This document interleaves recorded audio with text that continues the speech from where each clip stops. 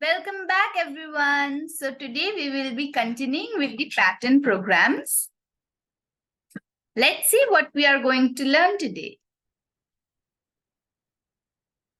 So here you can see we will be learning a pattern where we will be printing the multiplication tables but in a triangular form. First is 1, then is the multiplication table of 2 up to 4, means only the 2 digits. Then 3, 6, 9, this is the multiplication table of 3, but only till 3 digits. Next is of 4, till 4 digits. So the number of digits depends on the number whose multiplication table we are printing.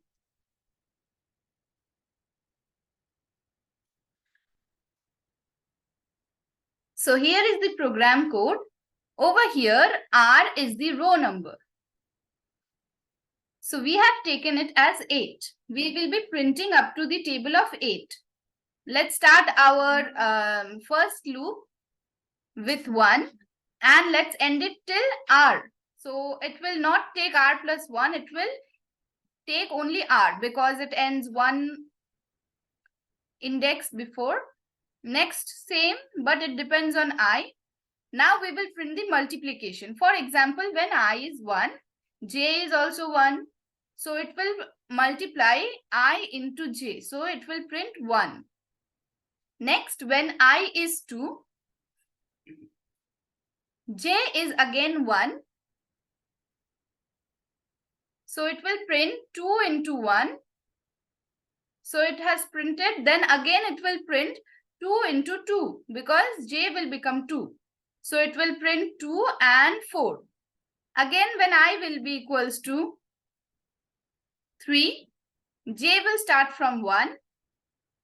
So we will be printing 3 into 1, 3 into 2, 3 into 3. Because the J's value will be till 3.